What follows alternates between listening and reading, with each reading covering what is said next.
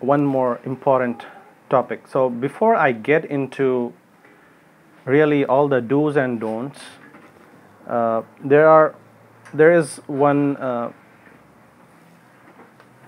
issue in fiqh that you should be aware of. So this is going to be applied later on when we studied the do's and don'ts. So the thing here is that any action that we do, just imagine any action, whatever you want to do, that action will fall into one of these 5 categories. There is no action that cannot fall within this 5.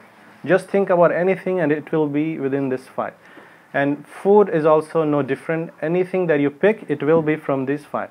So what are these 5 categories? First one is what we call the fard or wajib, which is like the obligatory level, which is like you have to compulsorily do it. Right? Example is salah, right? It's fard. It's like you have to pray. That's definite. What happens if you do this act? Will you be rewarded? Yes, you will be rewarded. And if you skip it, what's going to happen? You will be sinful. You will be sinful. So this category is most important. We will be accounted for it on the Day of Judgment. Next level is the mustahab.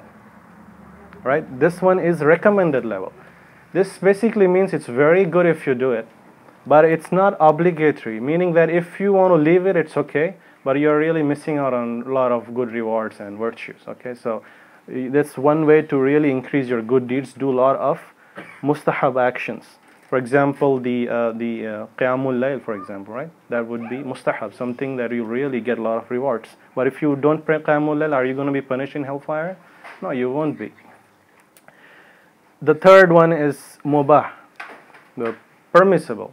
You know, you don't get any rewards. You are not going to be punished. It's okay, no problem. You can do it. You know, wearing a blue shirt. Will I get good rewards in hereafter if I wear blue shirt? No, there is nothing. Eating biryani, right? Will I get rewards? I wish I get. But I'll show you a shortcut really how you can convert mubah act into a recommended act. We always have some side ways to really earn a lot of rewards. Inshallah, I'm going to share with you. And then you have makruh, the disliked act. The disliked. With disliked, you're not going to be punished for it. It's not sinful, but it's something really Allah subhanahu wa ta'ala doesn't like. And we should stay away from it. And if you are really strong Muslim, you won't find strong Muslims doing makruh things. Okay? So, yeah, that's correct. Mustahab and makruh, they are opposites. Okay? And example of makruh, who can give me an example of makruh?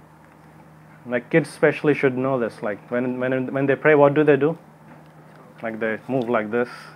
Sometimes it can even become invalidated. Your prayers can get invalidated. And also, you know, like we will see with food, we have a lot of examples as well for makruh. And then the last one is haram. This is something which is prohibited. And if you do this, you are going to be punished. You might be punished and you will be sinful. So, but at the end, punishing and rewarding, it's all with Allah subhanahu wa ta'ala. And there are a lot of levels within each of these as well. It's not just like one fixed amount of sins. So there are so many levels. You know, for example, haram would be what? The qamar, right? That's prohibited. Let's talk about food. Just talk about food and let's say what is fard, what is mustahab, mubah, makruh and haram. You should know this 5, by the way. Any action, you have to inquire where does it fit. Is it fard or is it mubah? And based on that, you can really make sure how you can earn a lot of good rewards. In food, what can be obligatory really? Is there any food which is like you have to eat, if you don't eat it, you are going to be punished? Actually, the act of eating itself is fard, isn't it? If I don't eat for 10 days, will I be punished for that? Yes. Yeah, because this body of mine is an amana, it's a trust from Allah subhanahu wa ta'ala. I am responsible to take care of it. If I don't, Allah subhanahu wa ta'ala will ask me on the Day of Judgment, I gave you body, you did not take care of it. Now you have to pay for it. So Allah subhanahu wa ta'ala told us to take care of the body. So we are obligated to take care of it. Has a right. So that's obligatory. What about mustahab? Food, if you eat that food, it will be rewarding for you. Dates, right? Dates. Ramadan. That's following a sunnah. Rasulullah used to eat dates and break the fast. And if you follow any action of Rasulullah, you really should have your good deeds. So that's one mustahab. And mubah, permissible, biryani. Biryani. If I eat biryani, I do not get any rewards, but I have biryani in front of me. I am eating it.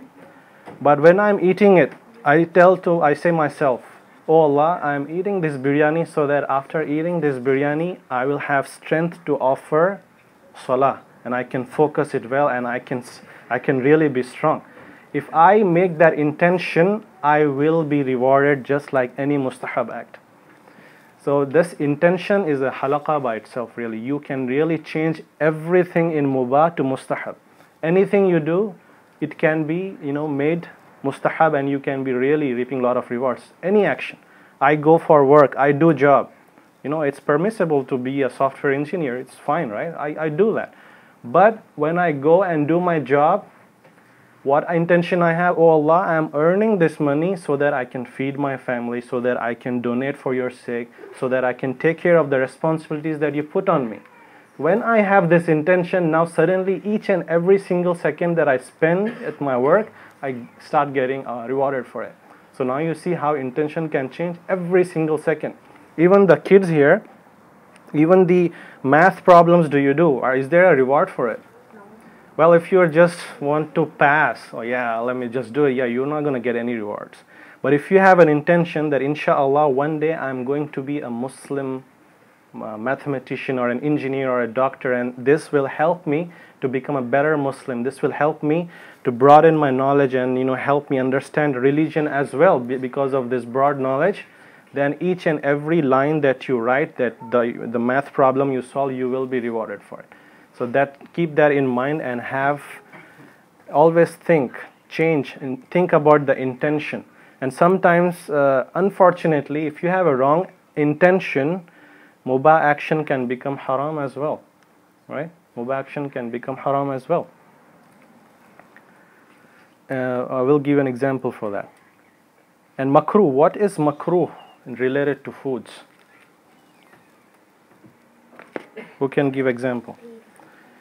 Well, pig is haram. What about like I don't finish my food completely, I waste it. Like it is makruh, and sometimes it can get haram also. We'll get into that when we talk about etiquettes, but there are sometimes it's disliked. You won't be punished for it, but inshallah, if you be careful. Kosher food.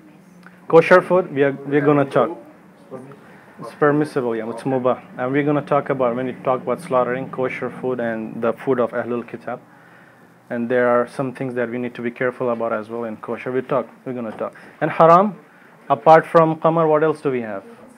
We alcohol, beer, and then pork, and then,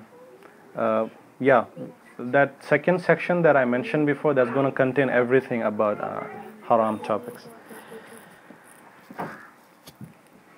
So this one is clear to you, right? Before I proceed, this has to be very clear. So now